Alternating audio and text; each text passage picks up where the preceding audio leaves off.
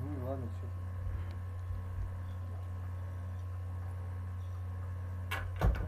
Надежда.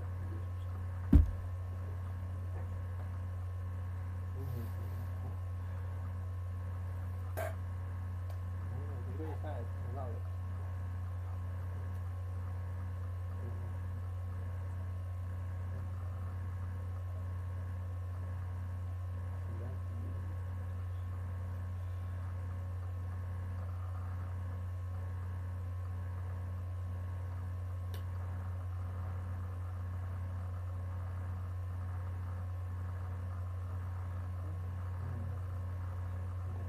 Вот это есть.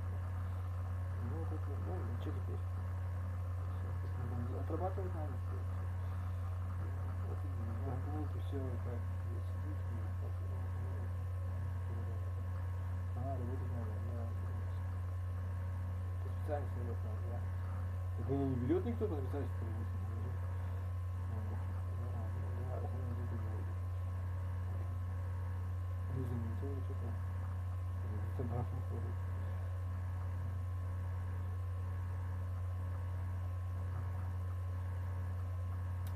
Ну, а теперь я уже думаю так, зачем мне это надо, если у меня другие планы вообще на жизнь, на судьбу изучать. Дирижерская работа, думаю, кажется, организационная больше, скажем так, просто так. Ну, кстати. Нет, я не важно. Я такой дурак.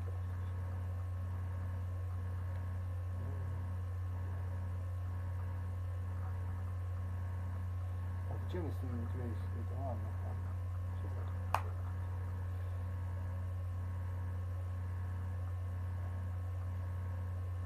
Наработать, да, понимаешь? То есть изменить ты ничего не можешь, наработать. Изменить это, когда у тебя была рука, ты там нога, ты ее взял, уже обломался.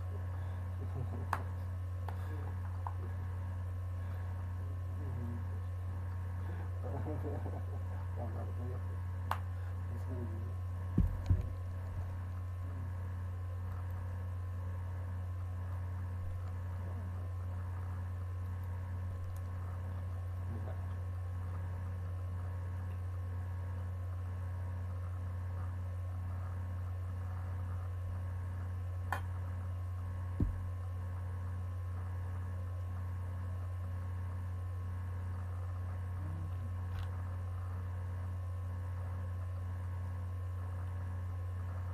Я не знаю, пока что нам делать.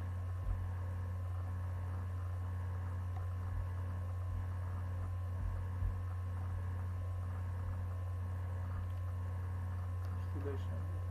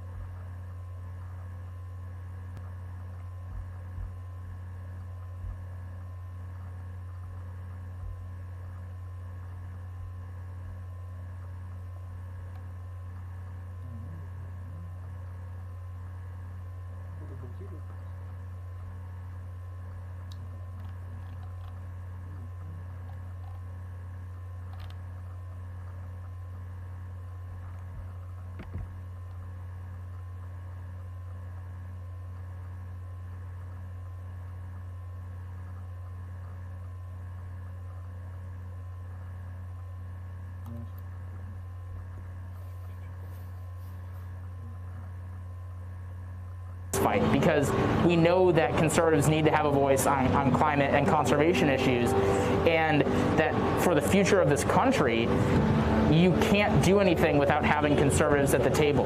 And you know, we truly think that after 2020, we need to build a lot more bridges, and this road trip is all about that.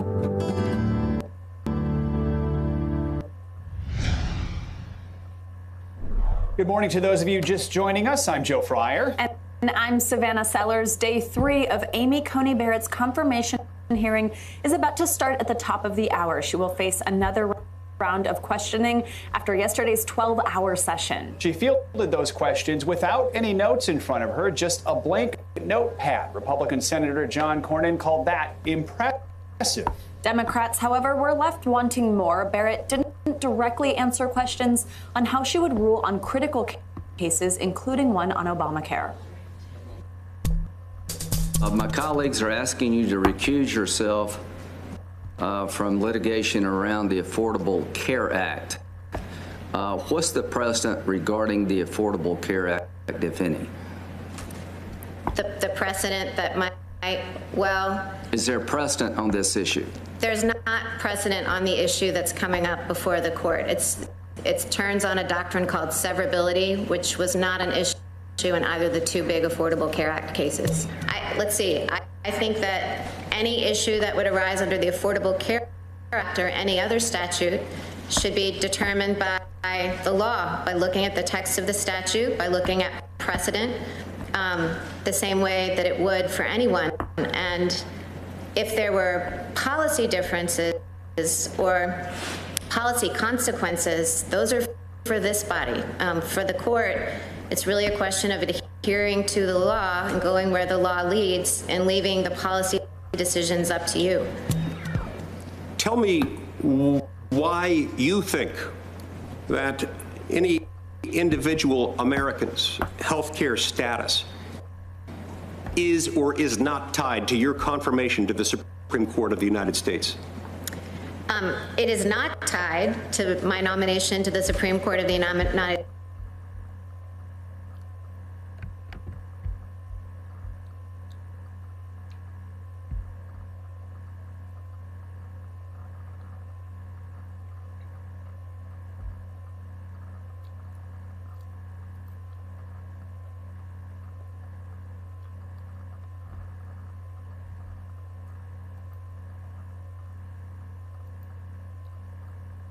Okay, so in a previous video I showed you how you can use an add-on called Blender OSM in order to download OpenStreetMap data from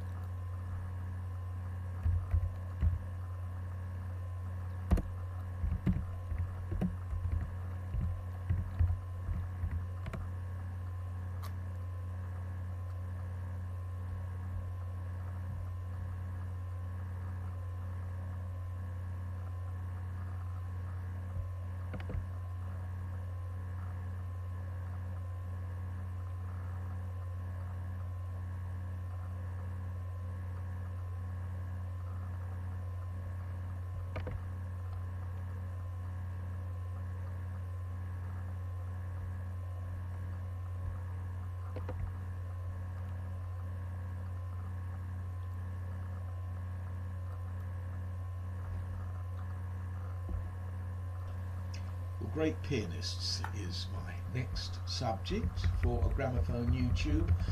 The trouble is, how do I select, say, 10 pianists for you when I've enjoyed so many wonderful recordings by, well, I would say numerous pianists over the years, going right back to the 1920s, even before that. Godowsky, Friedman, Rosenthal, Levine, Schnabel, oh, I could go on and on. I'd bore you to death. Rachmaninoff, who's got to be among the greatest pianists who ever recorded, but I've selected 10, not necessarily the ones I take to a desert, but ones that are very, very unalike, and the recordings I've chosen, I think, are fairly exceptional for very different reasons, which I'll try and outline as we go along. First of all, Michelangelo, who I think gave the greatest recital I've ever attended.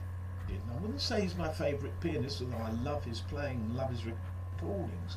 But on March the 18th, 1973, I took my then relatively new wife to the Royal Festival Hall to hear Michelangelo playing Brahms, Chopin and Debussy, I think was on the programme. Also the Bach Busoni Chaconne, which you can see on the internet. Don't forget, that's March the 18th, 1973. Terrible sound, but what a performance, easily as great as his commercial recording of it.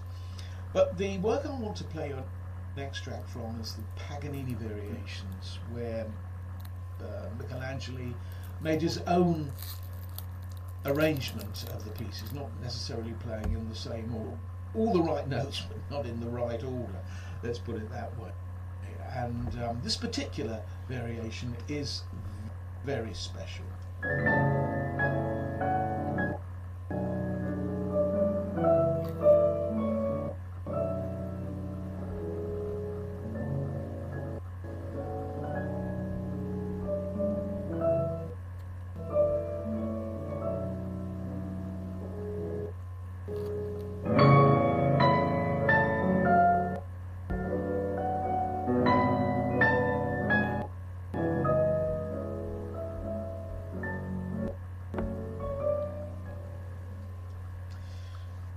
Now there you are. We had Michelangelo there playing the Brahms Paganini variation, and I've always loved his very personal, very passionate account of that particular variation. Now when it comes to Wilhelm Kempff, I never actually heard him live, although back in the 70s and 60s I did hear a number of live broadcasts. So I always thought that Kempff live was much more compelling than Kempff in the recording. И йоу, всем привет, дорогие друзья, и вы на канале Мира. Сегодня я бы хотел вам рассказать, как же можно сделать бегущую строку донатеров, либо список топ-донатеров. He always used to say to me, said on a number of occasions, Kempff used to say to me, you know, when I go into the recording studio and record Beethoven's sonata, very often the spirit of Beethoven doesn't follow me. And sometimes, not always, you could sense that. So I would say his live recordings and maybe his wartime and pre-war recordings of Beethoven are perhaps more compelling than his later ones. But one of my favourite recordings, again this is live, is of a little Handel minuet, which I'm sure you'll recognise, which he plays beautifully.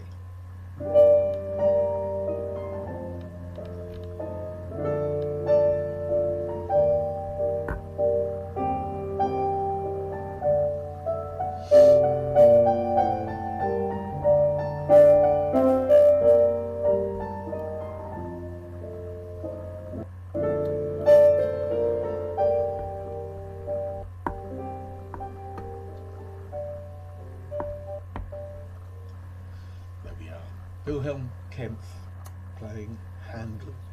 Now I'm going to give you an example of what's known as noodling, which is improvising around until you reach the key of the piece, the next piece you're going to play. Now that's something that's virtually never done nowadays, but pianists of the older generation used to do it all the time. Pianists like Wilhelm Backhaus, the great German Beethovenian, who gave various recitals that have been captured on disc. I think this one's from Carnegie Hall. And he noodles his way around until he reaches the right point to enter the A-flat impromptu from Schubert's second set of impromptus. It's a very charming effect.